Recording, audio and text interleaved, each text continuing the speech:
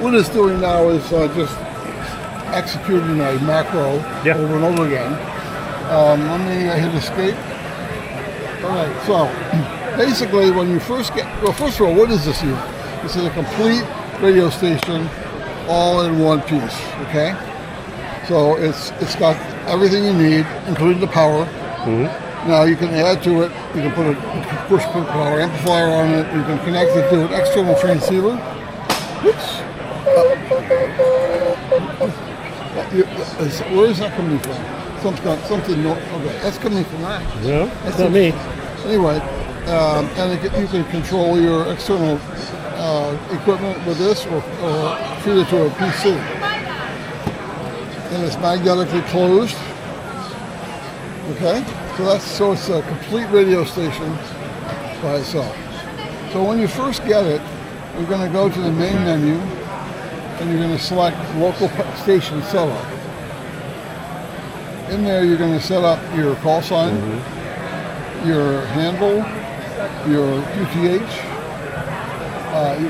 Now this is an interesting one. Why would you put the name of this rig in there? Well, because you might have a ICOM 7300 out here you're controlling it. Sure. And so that's what you put in there. Okay. Otherwise you put this guy in. Right. Your antenna and your license level. Now the license level controls whether you can, what frequencies you can transmit on. Okay. And that's indicated by this light. When this light goes out, you can't transmit. Now since I'm extra class, I can transmit anywhere in the band. But if I go outside the band, that goes out. Right. Okay. All right. Second thing you're going to do, on a keyer, you have an adjustment for how many words per minute. Right. Yep. You need to do the same thing with a keyboard. You can type a certain speed. I can type a certain speed. Yep. Okay. You don't want to have the transmitter running at 25 words a minute when you only could type at 12. Right. Okay. So again, nobody does this with us. I don't know why. But now what you do is you do a typing test, which is to type this white sentence. You can't if you make a mistake, you have to start over. In the test, they don't allow you to make a mistake because that is very carefully constructed sentence of a certain number of digits and dots. Right. Once you're done, it'll automatically go to the next screen and it'll compute a recommended maximum transmitter speed, otherwise known as your governor. Right. Okay, like a governor on an engine. Now that isn't what you were typing. Here's the reason why. There's three corrections that are put in there. One correction is that you were told to type it at a comfortable speed, but your brain said, it's a test, type faster. So you correct for that. Number two, you weren't allowed to make mistakes, but in the real world, if you see something you typed wrong, you want to backspace and fix it. Okay, and number three, you didn't have to think. You just copied. In a QSO, you're thinking, what am I going to say, right? So all those things have to be slowed down how fast you can, and how the transmitter can go. So you can do your thinking, you can do your correcting, and still stay ahead of the transmitter. Sure. Okay? But you can edit that if you want to change it. Just by backspace and type over. Okay. Now you're set. So what do you do? Well, let's clear this guy over here because he's still got a call sign on him. So let's clear that. No CCS means no captured call sign. Okay, there's three ways you can capture a call sign. One is off the air. That's the most important one. Number two, by the keyboard. And that's like if I want to call you on a schedule, I would touch this, type in your call sign, and then now when I call, it's calling you, not a general call. Okay? But the third way is with a macro, or what we call micro program. Okay. All right. So let's say I'm woke up in the morning and I feel like talking to somebody, so I'm going to call CQ. So I press the call button, and it's red indicating that I'm transmitting. Okay. And then over here, Trevor is receiving it. Notice the transmit is blue, receive is white. Now notice my call sign pops up there. Right? Okay. Now that's enough. I'm going to tell it, okay, that's enough. I touch it again, it turns amber. It doesn't turn blue and stop.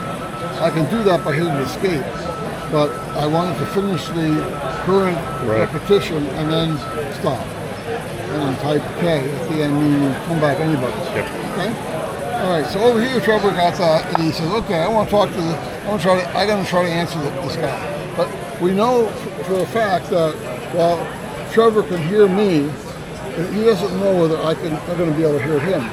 Because his antenna may be at a different angle, or who knows, you know how that works.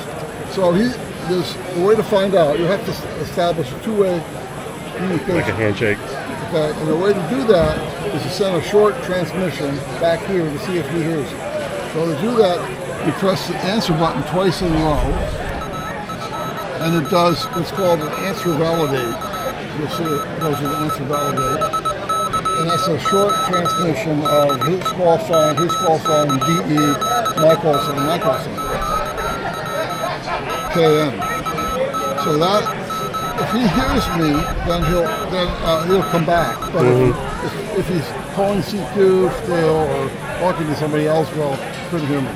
Okay, so I did hear him over here, so now I can respond back. Now, what we usually do on communicate back and forth is we like to share our handle, our QTH, our rig, and our antenna. Right. Well, I have typed that over and over again. So we have a built-in macro that does that. Sure. It took the information you put in the local station setup and makes a sentence. Nice. That's a single key short, the tilde key, which is shift back, whatever that character is. That's a key that nobody uses. So right. So we're going to so there was a type ahead buffers up here. We're going to do shift, tilde, and then that's all we're going to type. So we're going to say end, and it's going to now type an entire sentence, which is based on the information we entered. Okay.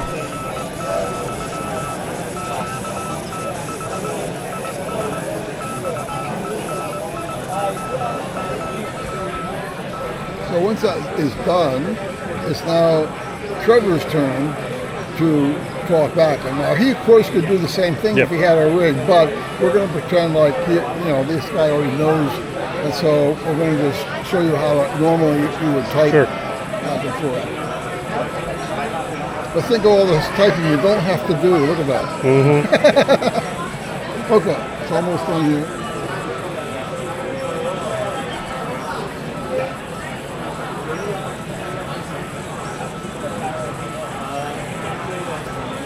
Okay, so Trevor over here is not going to come back. Now, he knows I'm Eric, and I know he's Trevor. Well, I don't know he's Trevor because he hasn't told me that yet. But anyway, so what we're going to do, and of course I have his call sign, he has my call sign.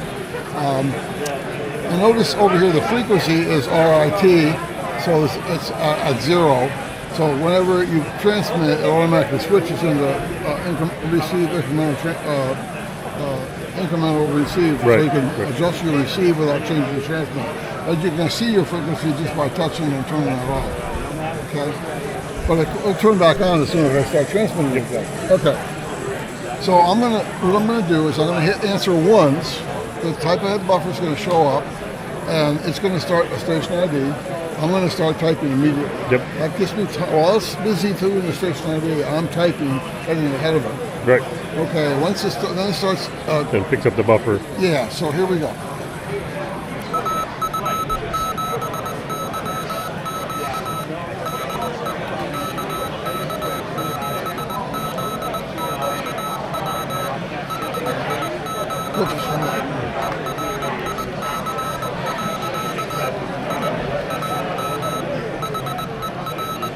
I'm not typing very good here. That's okay.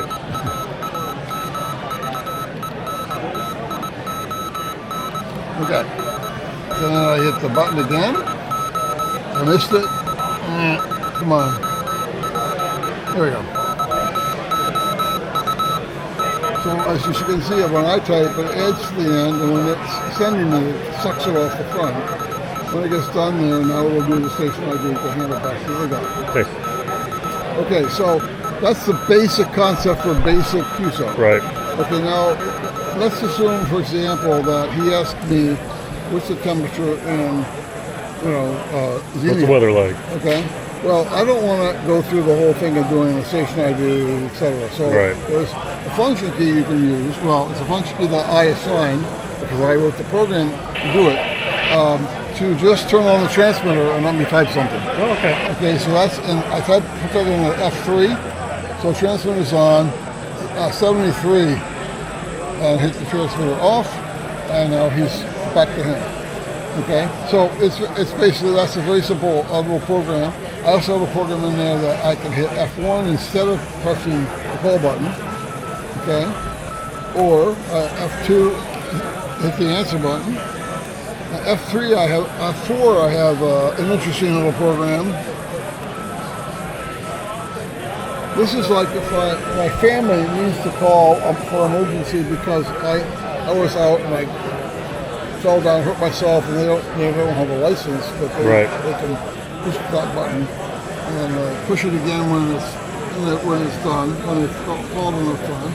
Okay, and then we got something else over here. So if we go over here and look at these, so you see a number sign C for call, very short program, 2 characters. Number sign A for answer. This is the 4 characters you use to turn the transmitter on, open the keyboard buffer, et cetera, et cetera, et cetera. This is the secure Mayday, the brackets mean repeat until you press the button or hit escape. This is the one that you saw when we first got here. It's just repeating the info macro over and over again. Sure. And the spaces are there just so it lines up on the screen.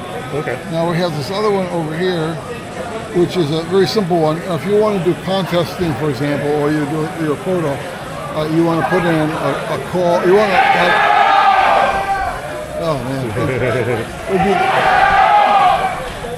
they do this every day. Anyway, you put in your CQ and whatever information you're supposed to put in for whatever you're doing. Yeah.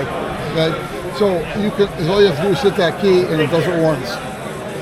You can put repeats on it, but normally you just want to do it once. Right. You can also, by the way, come in here and just touch them to execute them. Okay. So, for example, if I go back and I want to do CQ Mayday, I can just touch it. Okay. Okay. So that's a very nice feature, especially when you get to frequency memories. Right. So frequency memories is both the micro programs and frequency memories are accessible from the main menu, but you have the M key to get there quick, and you see 1 through 5, 6 through 10, 11, and 12. Okay. But you also have the F key to get to the frequency memories. Okay, and so the deal here is you can assign the 0 through 9 keys for instant access to a different frequency. But if you're like me, you're going to forget which key is which. So you hit F, and there you have all your frequencies, and you can just touch them to go there. Or so you don't have to go back and push the button. So it's a very nice, easy to use system once you learn those little tricks. Yes. Okay. All right. What else do we have here? Let's see. We've got a built-in help system which has a whole bunch of stuff in it. All kinds of stuff about with the keyboard commands and all kinds of other junk is in there. We have the ability to adjust the VFO against a 10 megahertz source or what is it called? Oh man, I can't think of it. It's a 10 megahertz station. WWV. Oh yeah, the time clock. Yeah, so you can. When you go here, the receiver is set to 10 megahertz. So if you have an antenna, you can pick up that. You can just 0 beat that, or you can treat it a 10 megahertz signal, and then adjust the frequency with the keyboard to 0 beat, and that's the correction factor of the oscillator. Okay. And what else is there? I think that we've covered it pretty well. Yeah. Any questions? Yeah, that's pretty cool. The built-in speaker. Yeah. Got volume here and decoder gain here, which you control with the greater or less than keys, either shifted or not shifted. And of course you have the status line here, as you've seen. And then of course on the back panel you have the auxiliary connector, which connects for There's a number of different functions depending on what you have on your external equipment. Right. And you have the, of course, headphone out if you want to use headphones or external power speaker. These two connectors are for controlling, operating with an external transceiver, and with an external key if you want to use a key. So that's pretty much it. Oh, and here's the charging port. And that solar panel plugs into this, so you can charge it out in the field. How big's the battery? It's 20,000 milliamp hours. Okay. Feel how, Yeah, it's not that heavy. right? Got a good weight to it, though. Huh? Good weight to it. Yeah, and then the way this works is you hold the bottom cabinet with your, and you press up on these guys, open.